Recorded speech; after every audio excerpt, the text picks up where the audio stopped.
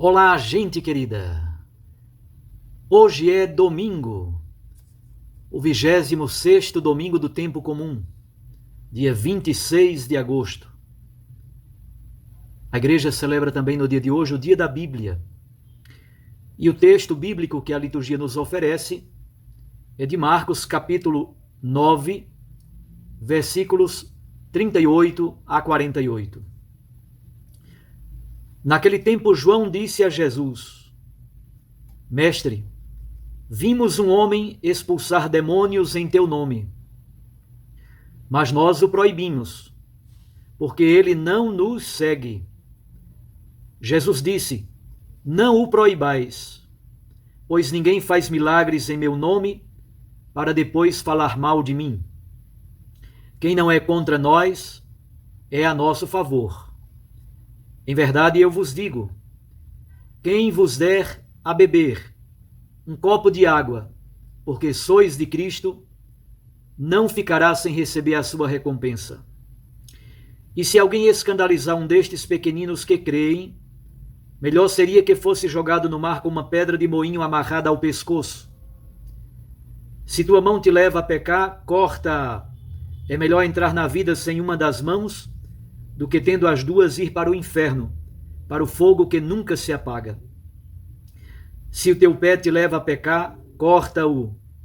É melhor entrar na vida sem um dos pés do que tendo os dois ser jogado no inferno. Se o teu olho te leva a pecar, arranca-o. É melhor entrar no reino de Deus com um olho só do que tendo os dois ser jogado no inferno, onde o verme deles não morre e o fogo não se apaga. Palavra da salvação. Glória a vós, Senhor. Minhas irmãs e meus irmãos, neste domingo celebra-se no Brasil o Dia da Bíblia, exatamente porque é próximo da memória de São Jerônimo, responsável pela tradução da Bíblia do hebraico e do grego para o latim. Esta tradução é conhecida como Vulgata Versio, a Vulgata.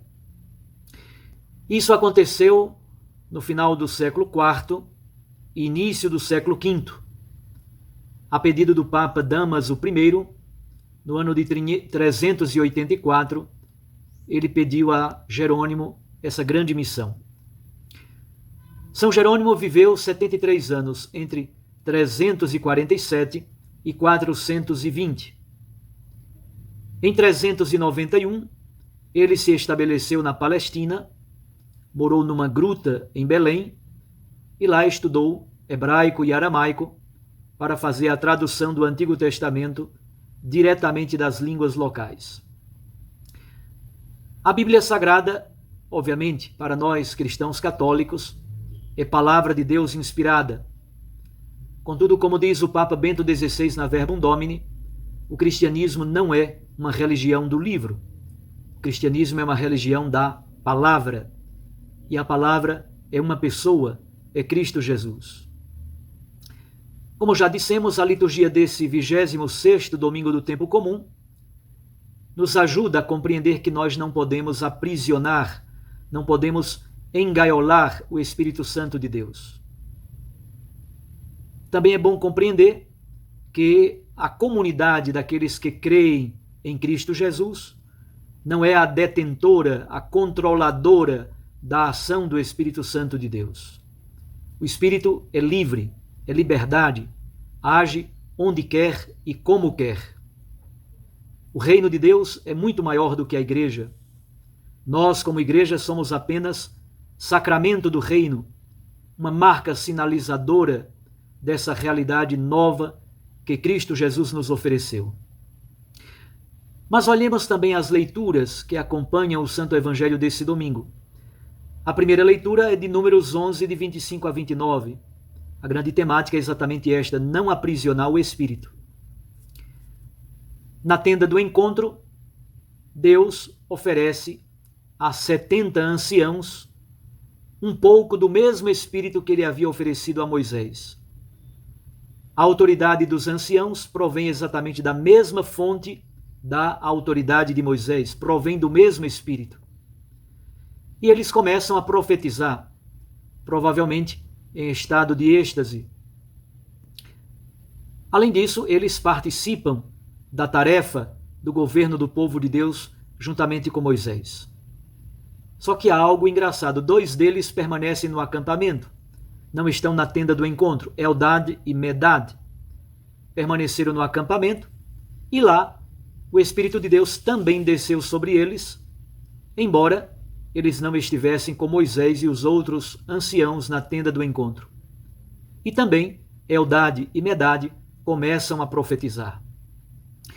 Josué então tenta proibi-los, exatamente porque eles não estão no santuário. Moisés, ao contrário, reage com muita dureza, criticando o ciúme de Josué. Moisés compreende que Deus não se deixa aprisionar por nossos esquemas, por nossos instrumentos de governo, instrumentos de poder. Muito bela é a conclusão.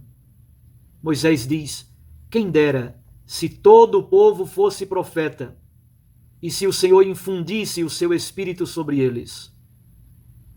Essa frase é uma espécie de antecipação do próprio dom do Espírito Santo em Pentecostes. Os anciãos são um ministério laical que ajudam Moisés a governar o povo de Deus. E por isso mesmo, também eles precisam do Espírito do Senhor. O povo santo de Israel, Kahal Adonai, a Assembleia do povo de Deus, é uma comunidade do Espírito. Mas ninguém possui a exclusividade do Espírito Santo. Ninguém possui o poder sobre ele para o controlá-lo.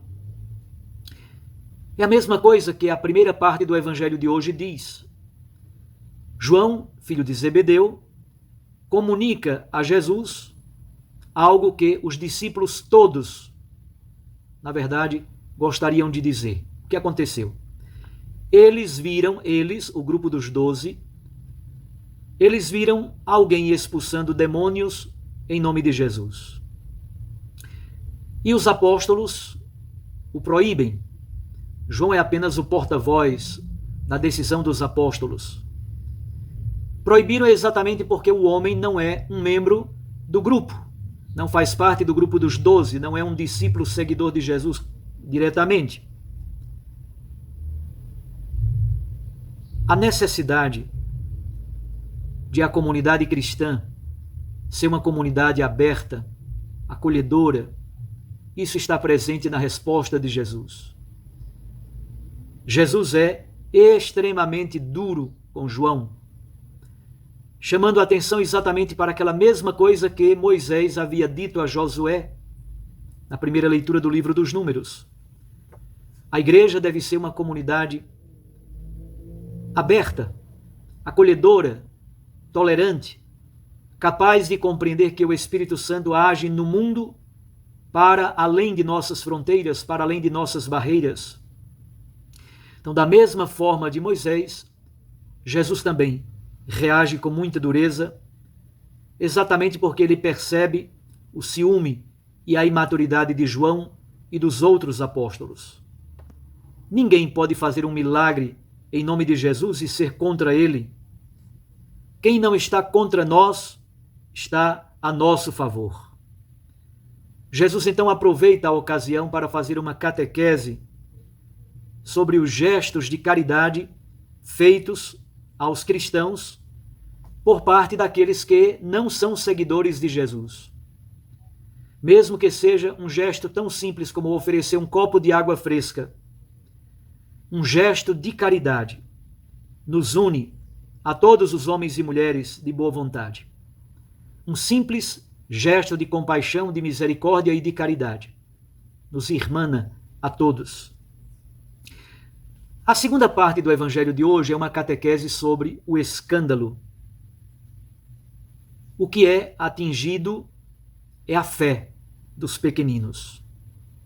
O escândalo atinge aqueles que creem. A palavra grega skandalon significa pedra de tropeço. Levar o outro a tropeçar e a cair. É muito grave e belo o texto. Jesus então passa a falar de 3 partes do corpo. Na verdade, sabemos quando Jesus fala sobre a parte do corpo, está falando da totalidade do ser. Ele começa falando do olho, depois fala do pé e finalmente da mão. Na Bíblia Sagrada, o olho é a janela da alma. O olho é símbolo do desejo. O olho é símbolo da concupiscência. O olho é símbolo da cobiça. É bom lembrar lá dos capítulos 2 e 3 do livro do Gênesis. O olho viu o fruto apetitoso, era belo aos olhos e bom para comer. A cobiça é um dos pecados mais graves para os hebreus. Não é à toa que Paulo coloca como pecado principal a cobiça, a concupiscência, porque ela nos coloca neste caminho que conduz à morte. O olho, portanto, é símbolo do desejo, é símbolo da concupiscência desordenada, é símbolo da cobiça. O pé é símbolo do caminho, é símbolo do processo, é símbolo do projeto que é buscado. Com o pé, nós nos encaminhamos para realizar aquilo que o olho desejou. E, finalmente, a mão é símbolo da execução. O olho vê o fruto e acha belo e apetitoso. O pé nos encaminha para buscá-lo. A mão, de fato, é a mão quem pega o fruto desejado. Isto é, estes 3 órgãos do corpo nos ajudam a compreender a força da argumentação de Jesus. O olho cobiça, o pé se encaminha, a mão toca e pega e executa. Como um animal que está à espreita, a concupiscência, a cobiça, o desejo nos controla e nos aprisiona. Por isso, é preciso arrancar de nós todos estes sentimentos, estas atitudes, estas práticas que nos afastam da adesão plena a Jesus Cristo, da adesão ao projeto do reino de Deus que Jesus nos propõe. Dito de outra maneira, São Tiago, na segunda leitura, apresenta exatamente o escândalo da desigualdade social e dos ricos que põem toda a segurança no dinheiro, nas joias, nas riquezas, massacram, exploram, marginalizam os pobres e os trabalhadores. Os ricos, diz Tiago, põem todas as suas seguranças no ouro e na prata, no dinheiro, em suas roupas luxuosas. Isso, obviamente, é um tipo grave de idolatria. E por que se deu o acúmulo de tantas riquezas? E aí está o grande escândalo. Se deu por causa da exploração dos pobres, da exploração dos trabalhadores. As injustiças contra os pobres, a exploração dos pobres, clama aos céus e chega ao coração de Deus.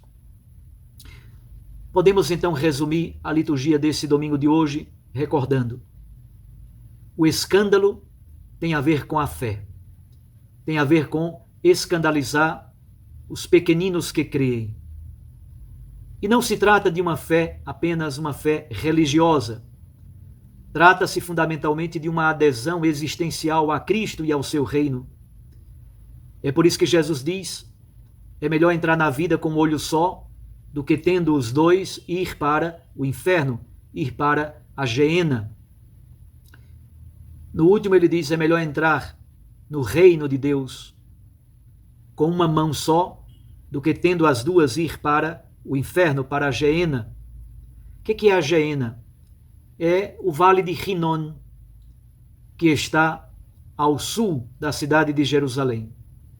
A geena é o local, é o monturo, é o local onde se colocava o lixo da cidade.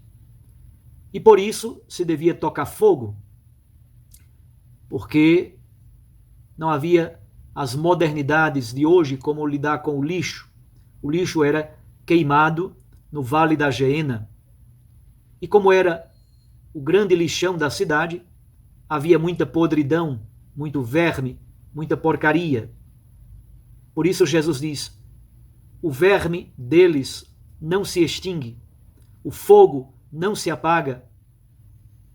Isto é, o grande perigo é o perigo da condenação eterna, é o perigo do fechamento, é o perigo da não adesão a Cristo, é o perigo de uma fé meramente exterior, baseada num laço com o grupo, com a igreja, com a comunidade, mas sem uma adesão verdadeira a Cristo Jesus.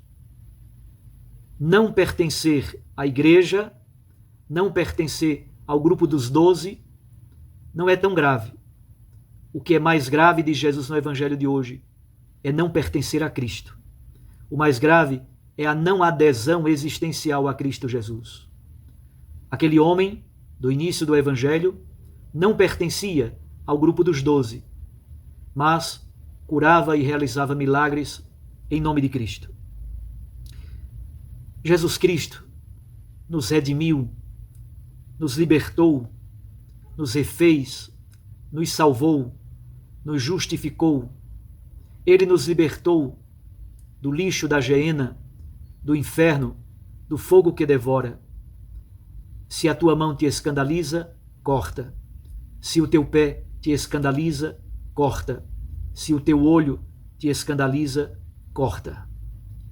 Obviamente, a palavra cortar aqui é uma linguagem figurativa e simbólica para dizer que nossas opções existencialmente sejam orientadas por Cristo e orientadas para Ele. Numa palavra, rezemos no dia de hoje 3 elementos importantes para a nossa meditação. Primeiro, não aprisionar o Espírito Santo, pois ele age para além dos nossos muros e das nossas barreiras. Segundo, não escandalizar a fé dos pequeninos. Daí a necessidade de cortar o olho que está descompensado, o pé, quando ele não nos conduz para o projeto de Cristo, e a mão, quando nossas ações e atitudes são contrárias à adesão a Jesus, nosso Senhor, Redentor e Salvador. E finalmente diz Tiago, é muito importante cuidar da justiça social como elemento central da fé cristã. É muito importante retomarmos cada vez mais a doutrina social da Igreja e que ela seja amada e estudada na teologia moral como um dos elementos centrais da nossa fé. Aquele tripé famoso, a palavra de Deus, os sacramentos e a justiça social.